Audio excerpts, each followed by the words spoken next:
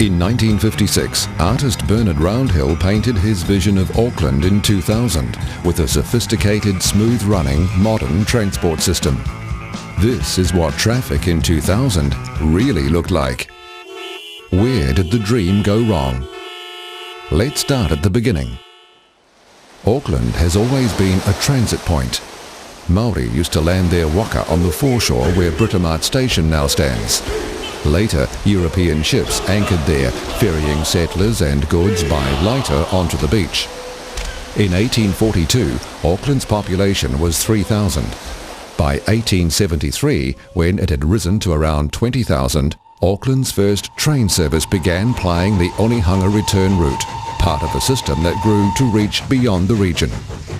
Other forms of public transport were growing, particularly horse-drawn buses.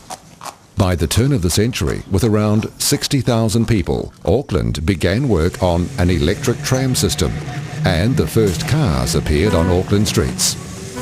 These were also the heydays for ferry services, with well-established ferry terminals around the harbour. Without public transport, the city could not have grown as it did. By 1950, patronage was up to 100 million trips a year. But cars were fast becoming popular. It became clear that more, better roads were needed. Motorway construction began in the 1950s.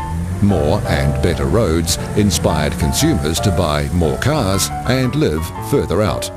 But the motorway was never completed. Funding dried up, and so did support for public transport. By 1994, annual passenger trips hit rock bottom with only 33 million. Urban sprawl is constricting our lifestyles and housing and job choices. Many Aucklanders have to drive up to 80 kilometres to and from work each day. They are buying more and more cars, and the existing roading and public transport system cannot cope. Bernard Roundhill's dream gone bad. Gridlock. How do we fix it? In 1999, the Auckland Regional Growth Strategy was adopted to help develop a vibrant, efficient and accessible region for all. The Auckland Regional Land Transport Committee was formed, with representatives from 23 transport-related organisations to design a comprehensive plan. The Auckland Regional Land Transport Strategy proposes completing Auckland's strategic roading network and building a rapid transit network by 1. Upgrading the rail system, 2.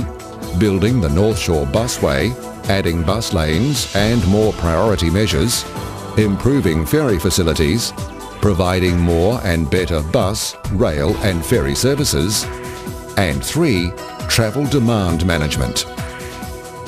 The Alpert extension from Orewa to Puhoi will complete the Albany-Puhoi motorway. It will include a 4-lane road between Orewa and the Waiwera River, and a 2-lane highway across the river to Titford's Bridge near Puhoi. The Waiti River crossing will connect State Highway 1 and the Whangaparoa Peninsula. The Esmond Road interchange will allow more traffic movement between the local road network and the Northern Motorway. Another bridge will be built alongside the existing Upper Harbour Bridge, and a new bypass will run from the old Albany Highway to the eastern end of the Upper Harbour Bridge. There will also be a new 4-lane divided motorway from the western end of the Upper Harbour Bridge to the northwestern motorway at Westgate. Stages 1 and 2 of the Grafton Gully extension will provide a new Wellesley Street interchange and an upgraded Stanley Street. Spaghetti Junction will be untangled with extra lanes and links between the northwestern and northern motorways. There will be a better off-ramp at Nelson Street. The motorway north from Wellington Street through St Mary's Bay to the Auckland Harbour Bridge will be widened. A new link is proposed between Tamaki Drive and Panmure. It will connect Pakuranga and Botany Downs in the east and the southern motorway in the south. A new connection will run from the southern motorway to Waiuru Peninsula in Manukau City. A new interchange between the existing Otahuhu and East Tamaki ramps. That section of motorway will be widened into 4 lanes and the Otahuhu interchange upgraded.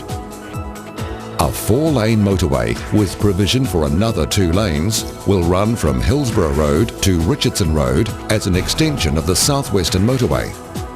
The project will include improved interchanges at Hillsborough and Dominion Roads. The Southern Motorway, just south of Manukau City Centre, will be connected with the Southwestern Motorway at the Puhunui interchange. Another Manukau Harbour crossing at Mangere will be built. The Avondale extension will link Richardson Road and Mount Roskill to the Northwestern Motorway. Completing the Britomart Transport Centre is the first step in revitalising a rail network that has been neglected for 50 years. Track and signal systems will be upgraded on the Southern and Isthmus rail corridors to allow for peak train services at 10-minute frequencies. And a rail link to Manukau City is planned. The Western Line will be double-tracked, meaning that passenger trains will run much more frequently and reliably. New trains will be bought to allow more frequent services and to replace the second-hand diesel trains now being used. Stations will be improved with better shelter, better signage, access and lighting and security cameras, and at some stations purpose-built park and ride facilities. A dedicated busway from Albany to the CBD will be built. It will incorporate new hub stations, sophisticated passenger information display systems, secure park and ride facilities and high-frequency services. High-quality ferry services will link coastal suburbs around the Waitemata Harbour with the downtown terminus. Terminals will be upgraded and new ones built. Road safety is a major issue for the Auckland region, with 77 people dying in 2002 and almost 4,000 injured. The Auckland Regional Land Transport Strategy aims to help groups working in the road safety field and to ensure road safety resources are effectively targeted. The strategy includes proposals for travel demand management. It encourages cycling and walking through education programs and developing cycleways and better walking access. It also encourages telecommuting. Instead of going to the train or bus station, you go to a local workstation. The Auckland Regional Land Transport Strategy is a comprehensive nuts and bolts plan to give Aucklanders the transport system they need. But what about the cost? It's estimated that $3.6 billion in capital roading infrastructure and $1.4 billion for passenger transport infrastructure will be needed over the next decade. The work needs to be done. We have no choice. Auckland's population is growing rapidly, and the network of systems that sustain it must also grow. These systems will fit together to allow Aucklanders to step easily from one mode of transport to another, moving freely from one corner of the region to the other. By 2013, all the elements should be in place for a smooth-running, integrated transport system. But already our planners are working on where we go in the decades beyond. Meanwhile, Bernard Roundhill has already dreamt up Auckland's future as far out as 2500.